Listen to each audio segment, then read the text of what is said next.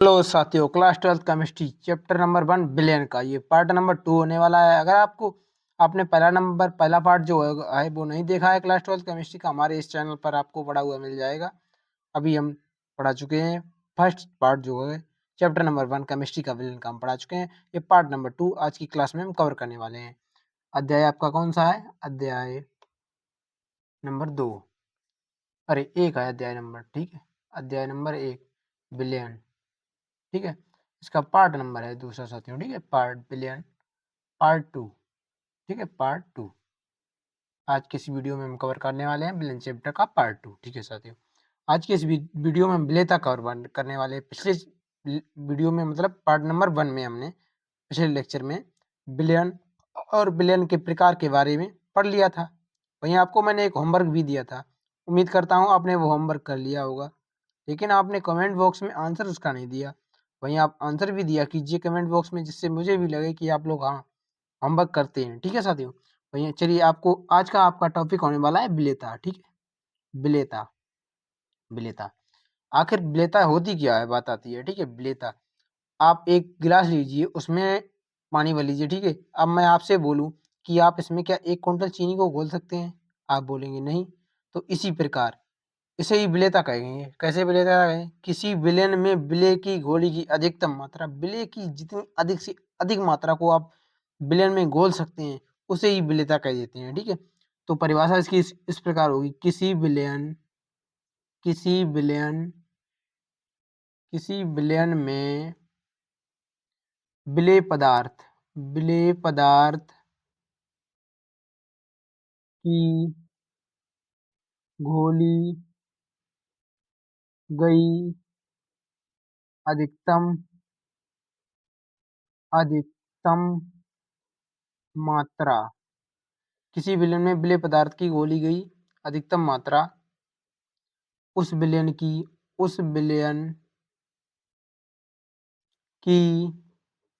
विलेयता विलेयता कहलाती है।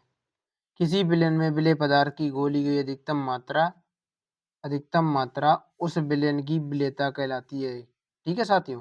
उम्मीद करता हूँ ये परिभाषा आपको याद होगी जल्दी जल्द, ठीक है। आप अगर देखिए, आप क्लास देखते हैं, इसके बाद जो क्लास हम पढ़ा देते हैं, इसके बाद आप इसके नोट्स बना लिया करिए, ठीक है। या फिर मैं आपको स्लो पढ़ाता ही हूँ, तो आप साथ साथ नोट्स बना सकते हैं। वहीं जब दूसरी क्लास हुआ करे, जैसे मैं डेली एक क्लास लाता हूँ, ठीक है साथियों, दूसरी क्लास हुआ करे, तो आप क्या करिए, उससे पहले अगली क्लास का जो मैंने पढ़ाया था उसको 10 मिनट में रिवाइज करके आ जाइए। आपको इतना मजा आएगा केमिस्ट्री पढ़ने में कि आप कह नहीं सकते, ठीक है साथियों। अब हम इसी 2 नोट लिखाने वाले हैं आपको। नोट नोट जब आप ये नोट पढ़ेंगे तभी नोट कमा पाएंगे, ये ध्यान रखना साथियों, ठीक है। नोट नंबर 1 हमें पढ़ना है। एक बीकर ले लेते हैं, मान लीजिए ये बीकर मैंने ले लिया, ठीक है। बीकर, ये ले लिया मैंने बीकर एक, ठीक है। बीकर ले लिया ये मैंने, ठीक है। बीकर है ये, ठीक है साथियों। इसमें मैंने द्रव को भर दिया, द्रव मान लीजिए मैंने इसमें जल डाल दिया, जल जल, ठीक है। इसमें मैंने क्या डाल दी? चीनी। चीनी क्या है? ठोस है साथियों, ठीक है, ठोस है चीनी, जी हाँ। अब हमको नोट में लिखना है कि बढ़ने पर ताप बढ़ने पर ठोस की ठोस की द्रव में द्रव में विलेयता बढ़ती है बढ़ती है। ताप बढ़ने पर ठोस की द्रव में ठोस की द्रव में विलेयता बढ़ती है, ठीक है। इस पर आपको एमसीक्यू टाइप क्वेश्चन मिल सकता है बोर्ड एग्जाम में, ठीक है साथियों। नोट नंबर 2 है आपका, नोट नंबर 2 लिखना है आपको। इसमें मैंने एक बीकर ले लिया, देख लीजिए यहाँ पर बीकर ले लिया मैंने, बीकर, ये है बीकर, ठीक है। बीकर, इसमें भी द्रव भरना है हमको, द्रव द्रव पदार्थ डाल दीजिए, मैंने जल डाल दिया मान लीजिए। इसमें CO2 गैस डाल दी मैंने, CO2 gas, carbon dioxide gas, ठीक है। इसमें हम लिखेंगे, इसमें लिखना है आपको नोट में कि दाब बढ़ने पर गैस की द्रव में विलेयता बढ़ती है। दाब जब आप बढ़ा देते हैं तो गैस की द्रव में विलेयता जो है वो बढ़ जाती है। दाब बढ़ने पर गैस की द्रव में विलेयता बढ़ती है। ठीक है साथियों, उम्मीद करता हूँ इतनी बात आपको समझ में आ गई होगी। ठीक है साथियों, वहीं अब हम पहुंचने वाले हैं हेनरी नियम पर। अब हमें पढ़ना है हेनरी नियम को। ठीक है, हेनरी नियम, आखिर हेनरी नियम है क्या? देखिए साथियों, हेनरी नियम जो है, हेनरी नियम, ठीक है, पी समानुपाती एस, इसे ही हेनरी नियम कहते हैं। ठीक है साथियों, इसको हमें इसकी परिभाषा लिखनी है इसी प्रकार से। ठीक है, पी क्या है और एस क्या है अभी हम आपको इसमें बताएंगे। इसके बाद परिभाषा लिखते हैं पहले। किसी गैस के लिए दाब पी, किसी गैस के लिए दाब पी, दाब पी प्रेशर कहते हैं। ठीक है, ठीक है, किसी गैस के लिए दाब पी, उसकी द्रव में विलेयता, द्रव में विलेयता एस का सीधा समानुपाती होता है, समानुपाती होता है। किसी गैस के लिए दाब पी, पी क्या है ये? ठीक है, ये मैंने आपको लिखाया। ठीक है, एस क्या है? सोलबिलिटी, सोलबिलिटी किसे कहते हैं? विलेयता जो होती है उसे ही सोलबिलिटी कहते हैं। विलेयता की इंग्लिश जो होती है वो सोलबिलिटी होती है। किसी गैस के लिए दाब पी, ये मतलब प्रेशर, दाब। ठीक है, किसी गैस के लिए दाब पी, उसकी द्रव में विलेयता एस का सीधा समानुपाती होता है। तो मैंने समानुपाती लिखा है, पी समानुपाती एक्स, तो P बराबर के एच एक्स लिख सकते हैं यहाँ पर। ठीक है, के एच एक्स, एस की जगह पर हम एस क्या आई, विलेयता, विलेयता। ठीक है, P क्या है? दाब। ठीक है, P आपको मैंने बता दिया आपको, P दाब है और S विलेयता। ठीक है, P बराबर के एच एक्स। अब आप जानते हैं कि अनुक्रमानुपाती जब नियतांक को समानुपाती का चिन्ह जब हटाते हैं, अनुक्रमानुपाती नियतांक का ये जब चिन्ह हटाते हैं ये वाला, ठीक है, तो कोई एक स्थिरांक आता है, तो के एच यहाँ पर स्थिरांक आ गया। ठीक है साथियों, और ये क्या है, ये आगे बढ़ेंगे मोल अंश है ये। ठीक है, यहाँ पर एस की जगह हम एक्स लिख सकते हैं। ठीक है, फिलहाल आप इतना ध्यान रखिए, आगे आपको बताएंगे। ठीक है, के एच यहाँ पर क्या हो जाएगा, के एच जो है, अब हेनरी का नियम था, पहले ये हुआ करता था, जो भी वैज्ञानिक अपना नियम दिया करता था अपने ही नाम से स्थिरांक का नाम रख दिया करता था साथियों। ठीक है, तो ये क्या हो जाएगा, के एच हेनरी स्थिरांक, हेनरी स्थिरांक, के जो होगा वो आपका हेनरी स्थिरांक हो गया जाएगा। ठीक है, उम्मीद करता हूँ इतनी बात आपको समझ आई होगी। अब बात करते हैं हेनरी नियम के अनुप्रयोग के बारे में साथियों। हेनरी नियम के अनुप्रयोग, हेडिंग डालनी है आपको, हेनरी नियम के, हेनरी नियम के अनुप्रयोग, अनुप्रयोग, हेनरी नियम के अनुप्रयोग, टोटल 4 अनुप्रयोग लिखाएंगे हम आपको। नंबर 1 लिखिए आप, soda water, soda water, soda water एवं कोल्ड ड्रिंक, कोल्ड ड्रिंक की बोतल, कोल्ड ड्रिंक की बोतल में ढक्कन उच्च दाब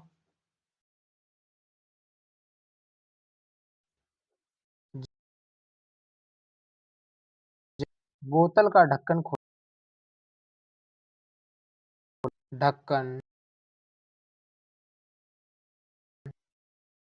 खोलने पर दाब कम हो जाता है, कम हो, सोडा वाटर एवं कोल्ड ड्रिंक की बोतल में ढक्कन उच्च दाब पर लगाया जाता है। बोतल का ढक्कन और CO2 यानी कार्बन डाइऑक्साइड, CO2 गैस बुदाहट, बुदाहट, बुदबुदाहट, बुदबुदाहट के बाहर निकल जाती है, निकल। पहला अनुप्रयोग आपका ये हो गया, सोडा वाटर एवं कोल्ड ड्रिंक की बोतल में ढक्कन उच्च दाब पर लगाया जाता है, दाब कम हो जाता है। और CO2 जो कार्बन डाइऑक्साइड जो होती है वो कोल्ड ड्रिंक में भरी होती है। ठीक है, वो बुदबुदाहट के साथ बाहर निकल जाती है। ठीक है, आपका दूसरा अनुप्रयोग होगा, ठीक है, गहरे समुद्र, गहरे समुद्र में डुबकी लगाने वाले गोताखोर श्वसन श्वसन क्रिया हेतु गहरे समुद्र में डुबकी लगाने वाले गोताखोर श्वसन श्वसन ऐसा लिखा जाएगा साथियों, ठीक है। श्वसन श्वसन ठीक है। श्वसन क्रिया हेतु गहरे समुद्र में डुबकी लगाने वाले गोताखोर श्वसन क्रिया हेतु हीलियम मिश्रित धातु हीलियम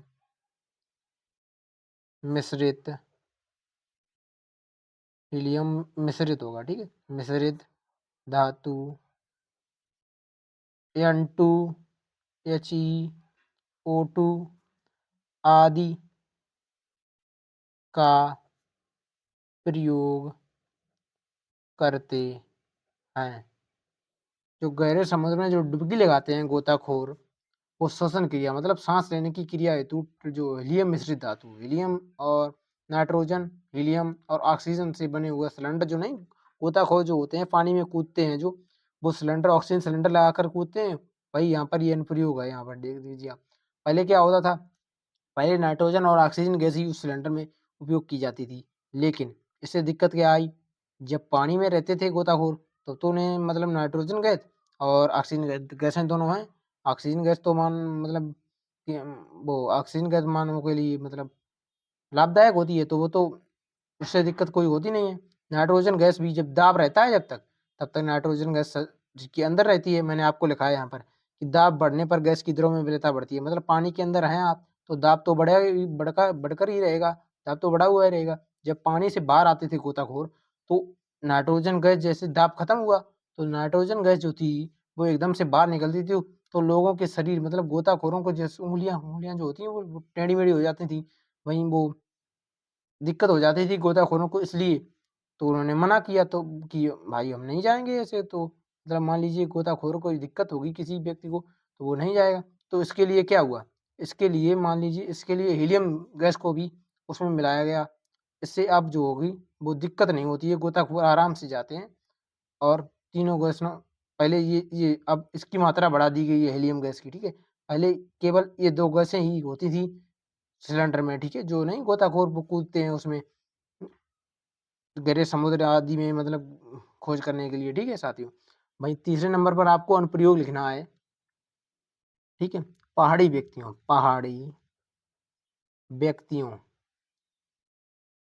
व्यक्तियों में एनोक्सिया एनोक्सिया एनोक्सिया जो है वो इंग्लिश शब्द का लेटर है, ठीक है। एनोक्सिया मतलब मंद बुद्धि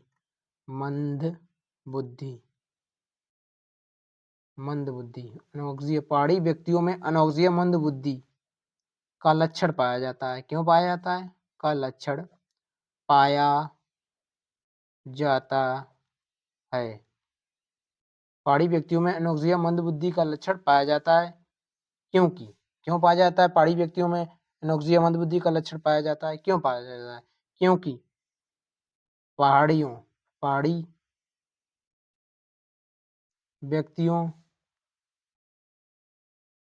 के पहाड़ी व्यक्तियों के शरीर में पहाड़ी व्यक्तियों के रक्त में ऑक्सीजन कम मात्रा में मिली होती है साथियों। पहाड़ी व्यक्तियों में एनोक्सिया मंदबुद्धि का लक्षण पाया जाता है, क्योंकि पहाड़ी व्यक्तियों के रक्त में, शरीर में नहीं रक्त में शरीर में एक ही बात है, मान लीजिए पहाड़ी व्यक्तियों के रक्त में ऑक्सीजन ऑक्सीजन कम मात्रा में घुली होती है। क्या था तीसरा अनुभव, पहाड़ी व्यक्तियों में एनोक्सिया मंदबुद्धि का लक्षण पाया जाता है, क्योंकि पहाड़ी व्यक्तियों के शरीर में ऑक्सीजन कम मात्रा में घुली होती है। क्यों कम मात्रा में घुली होती है, क्योंकि ऊंचाई पर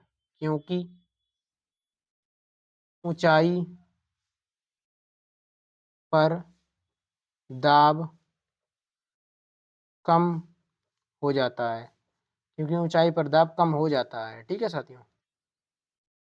ऊंचाई पर दाब कम हो जाता है इसलिए पहाड़ी व्यक्तियों के शरीर में ऑक्सीजन जो होती है कम घुली होती है, इसलिए मंद बुद्धि का लक्षण पाया जाता है पहाड़ी व्यक्तियों में। ठीक है, नंबर 4 पॉइंट अनुप्रयोग में हमारे लिखना है कि फेफड़ों से रक्त में, फेफड़ों से रक्त में O2 एवं ऑक्सीजन एवं CO2 मतलब कार्बन डाइऑक्साइड का O2 एवं CO2 का आदान प्रदान हेनरी नियम द्वारा होता है। हेनरी नियम द्वारा होता है। क्या है? फेफड़ों से रक्त में O2 एवं CO2 का आदान प्रदान, फेफड़ों से रक्त में O2 एवं CO2 का आदान प्रदान हेनरी नियम द्वारा होता है। चलिए एक बार फिर से, क्या था? सोडा वाटर एवं कोल्ड ड्रिंक की बोतल में ढक्कन उच्च दाब पर लगाया जाता है। बोतल का ढक्कन खोलने पर दाब कम हो जाता है। ठीक है साथियों, और CO2 गैस बुदबुदाहट के साथ बाहर निकल जाती है। और दूसरा अनुप्रयोग था, गहरे समुद्र में डुबकी लगाने वाले गोताखोर श्वसन क्रिया हेतु हीलियम मिश्रित धातु मतलब ऑक्सीजन आदि गैसों, नाइट्रोजन। और तीसरा अनुप्रयोग आपका था, क्योंकि पहाड़ी व्यक्तियों के रक्त में ऑक्सीजन ऊंचाई पर दाब कम हो जाता है। ठीक है, ऊंचाई पर दाब कम हो जाता है, शरीर में ऑक्सीजन कम मात्रा में घुली होती है। ठीक है, और फेफड़ों से रक्त में O2 एवं, ठीक है साथियों, उम्मीद करता हूँ आज का लेक्चर पार्ट नंबर 2 आपको समझ आया होगा। मैंने आपको आज विलेयकता और हेनरी के नियम के अनुप्रयोग के बारे में पढ़ाया है। इसको आप रिवाइज,